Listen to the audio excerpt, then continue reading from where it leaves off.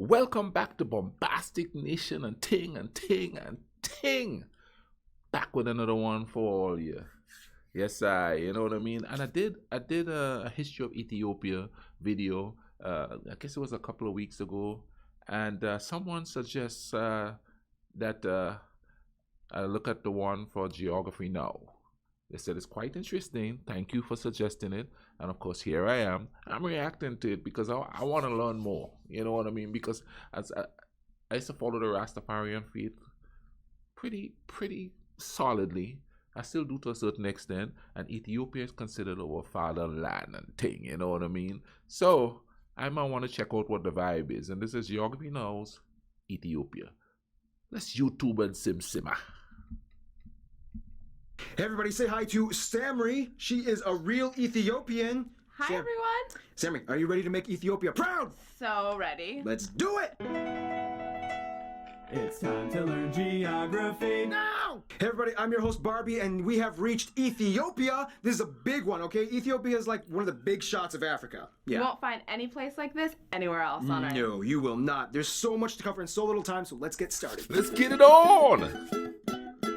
Okay, so you guys know how much I love administrative subdivisions. I felt like I was a kid in a candy store when I was doing the China episode. That being said, with Ethiopia, it's like we just won the golden ticket to the chocolate factory. Let's dive in. As it borders 6 other countries, Ethiopia is the world's most populous landlocked sovereign state located in the Horn of Africa. Prior to 1996, the country used to have 13 provinces, but then after a bunch of internal drama and conflict, they redrew the lines, and now Ethiopia is divided into 9 ethnic-based regions, each with their own autonomy and extended legislative power under the constitution. Technically, under Article 39, they each reserve the right to secede from Ethiopia if they desire. However, it's a little debatable as to how much this clause actually applies to them. The capital Addis Ababa, which translates to New Flower, lies in the central heart of the country and acts as its own separate entity apart from any region, as does the second largest city, Dire Dawa. These are what you call charter cities. They bypass the regional level and govern themselves independently, only under the Ethiopian constitution. Which is strange because Harare is considered a region, even though area-wise it's smaller than the charter cities and has the smallest population as well, at only around 212,000 people. Which is even stranger because the ethnic regions are further divided into zones, which are further divided into waredas. And some of these waredas refuse to be affiliated with a certain region that they lie in and have decided to go rogue. They're called special waredas and have a second-tiered level of autonomy, and there are 10 of them, half of which lie in the Southern Nations, Nationalities, and Peoples region, sometimes referred to as the SNNPR. Which brings us to that place. As the third most populous region, this aptly named area of Ethiopia has more tribes and people groups than anywhere else. Most regions have less than 10 main people groups that inhabit their boundaries. This place has about 45. And I think that's about it with administrative divisions. Oh wait, land disputes. Yeah, okay, here we go. There's a Lemme Triangle, all the way in the south by Kenya and Sudan. Then there's the Ogaden dispute with Somalia, and finally, technically, there's that Jabal al-Tayr Island dispute with Eritrea and Yemen in the Red Sea, even though Yemen kind of took it over, but then that volcano exploded and destroyed half of everything. Look it up, guys, I'm on a time crunch. Very quickly, the largest airports are, of course, the capital Addis Ababa, Bole International, Dire and Mekelle in the north. One thing that definitely makes Ethiopia stick out, though, would have to be the fact that they are the only African country to successfully avoid ever being colonized by any European outside forces. The Italians tried, but then they held their ground and fought back relentlessly. I forgot about Libya. No, and Libya tried too. Oh yeah, but they're not European. That's true. This was unexpectedly unprecedented, but in return kind of gave them a little respect. Yeah, Ethiopia held their ground, right? There isn't a single place that embodies the entire soul of Ethiopia, but rather the country is speckled with unique sites that each tell their own distinct piece of the Ethiopian story. They have more UNESCO heritage sites than any other country in Africa. Gunfire round, just to name a few notable spots. The Harara Hyena Town, where you can feed wild hyenas. The mysterious Tia Stella stone carvings. The Bete Gorgis of Lalibela Church, hewn out of single rock. The Chapel of the Tablet, where it's believed to hold the incredible ancient Ark of the Covenant. Guarded by virgins who cannot leave the building. The Obelisk of Aksum from the ancient Aksum Kingdom. The indigenous tribal villages of Omo Valley. And the famous castle of Gondar. Yeah, and we haven't even mentioned what the landscape looks like yet. This is where the real adventure begins. Yeah. Oh, wow, yes. Ethiopia's land is shrouded with extremes on so many levels, and to really get a good look at it, you kind of have to understand the tectonic makeup. Like mentioned in the Eritrea episode, the Horn of Africa is located on the tri-point convergence of the Arabian, African, and Somali plates, and Ethiopia is caught right in the middle of all of it. The Somali plate isn't so much of a plate, but rather a crack that didn't finish cracking, and today grinds across the African plate horizontally in what is called a transform motion. This essentially splits the country into 2 portions, the western and eastern Ethiopian highlands, also known as the Ethiopian Plateau and the Amar Mountains. region. The Ethiopian highlands are the largest continuous mountain range in Africa, which stretch north to south and comprise a great diversity of terrain depending on the region. Climate-wise, it basically goes like this. The east is hot and the west is cool. Oh, that's simple. As mentioned before, the northeast corner by the border of Eritrea contains the Danakil Depression, where you find Dolol, the hottest human settlement on Earth, with average annual temperatures holding around 41 degrees Celsius. Most of this hauntingly beautiful area is uninhabitable, with some areas fuming with toxic gases coming from the boiling geothermal salt ponds. Nonetheless, people still come here to mine for salt on a regular basis. Oh, and if you're lucky, you can witness blue lava flowing from some of the minor volcanoes in the area. Blue lava. Yeah. Blue lava. Wow. Blue. I didn't even know that existed. Yeah. Close by, you can also find Erta Ale, the most active volcano in Ethiopia, with 2 lava lakes continuously shining orange, sometimes referred to as the gates of hell. Nope, I have the real one, and mine's better. Head inland and we hit the breathtaking Simeon Mountains, where the tallest peak, Rash Desene, is found. Here you can find Lake Tana, the largest lake in Ethiopia, and the source of the Blue Nile, which makes up a little loop-de-loop and then flows northward into the White Nile in Sudan. Head more south and the landscape suddenly becomes dramatically more lush and green, with the highest concentration of vegetation in the country. The west and south are home to the largest portions of agricultural plots where various grains, vegetables, and spices and herbs are grown, including, once again, teff, the national grain of Ethiopia, which is used to make the same injera bread I talked about in the Eritrea video, and this is what it looks like, and it's so good. All right, crew, come on over. All right, lunch break. We're eating right now. Lunch break. Come on. Yes. If you've never had Ethiopian food, you're missing out on life. Oh, The I land is had also some in teeming with numerous DC. species of animals like gazelles, antelope, kudu, cheetahs, ibex, baboons, and a hotbed for over 500 species of birds that either inhabit or migrate through the plateaus year-round. However, the national animal is the lion. It was even put on the former flag of Ethiopia when it was under the last emperor, which has a pretty interesting story behind it, which we will cover in... Okay, let's just dispel the myth already. When you hear the word Ethiopia, everyone still kind of thinks of this. And yes, during the conflict years there was more prevalent. However, mainstream Ethiopia is nothing like that. No. No. One thing you have to understand is that Ethiopia not only has ancient history, but prehistoric history. Yes, as in like some of the oldest specimens of modern day humans have been found in Ethiopia. Yeah, labeling it as one of the origin regions of human emergence. Remember Lucy? Oh. Yeah.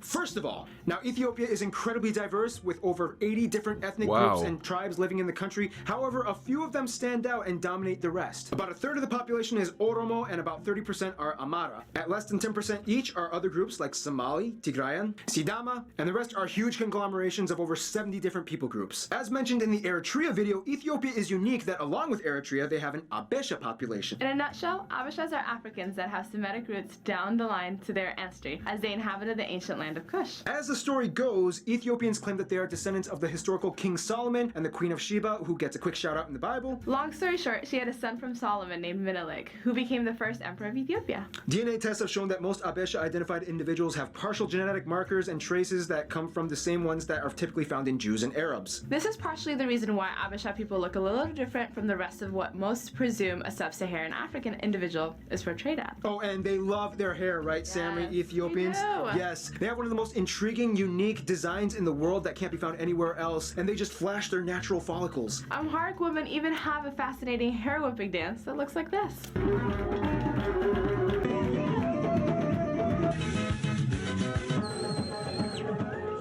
Nonetheless, that is only the Abisha of Ethiopia. Yeah, once again, there are over 80 ethnic groups that are radically different from the others. Oh, and once again, just like Eritrea, the Amharic peoples also use the only indigenous African script, the Fidel, or the Fidel, or Giz alpha syllabary. Otherwise, almost all the other people groups in Ethiopia write with a Latin-based script like Oromo and Somali. Speaking of which, the Oromo, which are slightly the largest group, speak a Cushitic-based language closer to Somali and Afar, which is completely unintelligible to Amharic. The country has ties to all 3 Abrahamic religions, Christianity, Judaism, and Islam. About 63% are Christians, mostly Ethiopian Orthodox and Protestant. Muslims make up about a third, and the rest are either Jew and other indigenous faiths. Yeah, you heard that right. Jews. Ethiopia is home to one of the only black Jewish populations. There's a dispute that the Lemba of South Africa are also black Jews, but that's another story. Back when it was the Kingdom of Aksum, Ethiopia became one of the first nations to accept Christianity. And as tradition holds, Jesus' disciple Matthew traveled there to share the gospel, and Philip the evangelist baptized the first Ethiopian. The Harari region of Ethiopia is also regarded as the 4th holiest site in Islam, as it has 82 mosques and over 100 shrines. But one thing, Sammy, that really sticks out would have to be the Ethiopian calendar, right? Yeah. That's So pretty weird. unique. Yeah. The Ethiopian calendar is about 7 years and 3 months behind the standard Gregorian calendar that most other nations follow. As of right now in 2016, the year is 2008 in Ethiopia. Really? It's like 2008 in Ethiopia right now. Yeah. Weird. Very similar to the Coptic one, the calendar uses 12 months with 30 days each and a 13th epigomenal month made up of either 5 or 6 days depending on the year. New Year's Day typically lands on September 11th.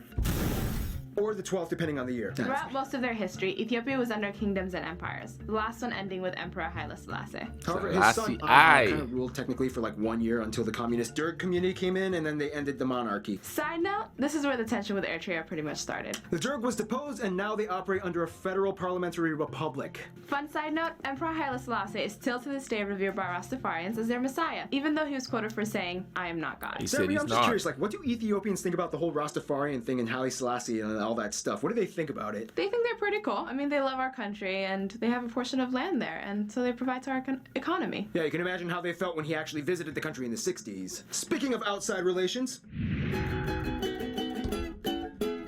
Yeah. Ethiopia is There was a story, I don't know if you all, well, everybody knows Bob Marley, but Rita Marley told a story when Selassie visited Jamaica. Man, it was in the 60s, and I can't remember the exact year, but he visited Jamaica, and she said she went to see him, and when he waved, she saw the nail, the scar of the nail in the middle of his hands. That's what she said, and I saw it in a documentary or some kind, if my memory served me right. You know what I mean? They really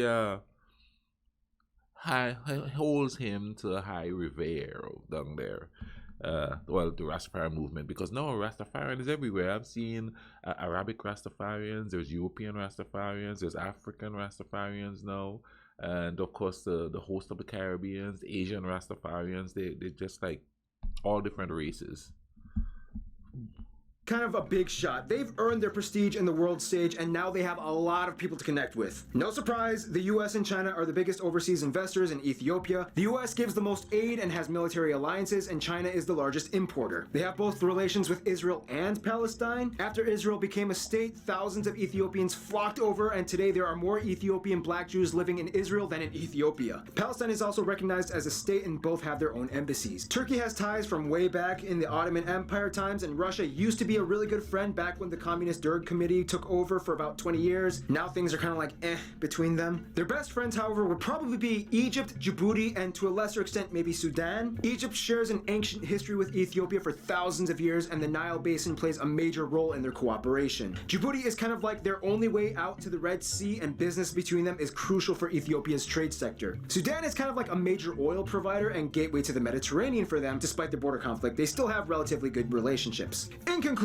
Ethiopia is kind of like a big deal. I mean, some of the earliest peoples ever recorded came from here, let alone communities and civilizations. They avoided European colonization and have a unique, vibrant, diverse background found nowhere else, and yet somehow they're able to hold on to every region together and become one proud people of rich heritage. Yeah. What do you think, Sammy? Was that accurate? Was that? Yes, thank you. All right. Yes. Thank you. Stay tuned. After nearly 2 years of doing geography now, we finally go back to Oceania, and Fiji is coming up next. Fiji. Now that sounds kind of cool, but man, this Ethiopia thing is just crazy there. Now here's the thing. You got all these different people that look so different, some with different languages living in that one country. And there's not constant conflict. Now there's conflict, but it's not constant conflict. So most of the times you just live and chill, from what I'm learning here. So if that's not the case, hit me up in the comment section and tell me that. I know the gentleman or the lady who suggested that I watch this, tell me what that vibe is. Because, you know, if they could just chill out and live, it tells me that we actually could do this thing and not fight each other and carry on and all of that. You know what I mean? No fussing and fighting like Rasta say. So, you know, so we could live together and thing and chill and respect each other and enjoy each other's differences. You know what I'm saying and thing? Instead of fighting and fussing and carrying on. Yeah, man. That would be a dream and thing. That would be nice. Because I would love to learn about other people by going to those other peoples, not reading about them. Because, people tell the stories of other people from their own cultural perspective. See what I'm saying? What's normal to me would be how I tell the story of them, not understanding what's normal to them and their culture. But, we could still appreciate it. We could still appreciate it, man. You know what I mean? Listen, people, thanks for watching with me. Thanks for coming there, eating up your little snack and thing and just taking in the vibe. Take care of each other, man. Take care of each other. We could be cool. We could be just cool and learn each other, love each other, and respect each other. And be good to each other. Cool runnings all year.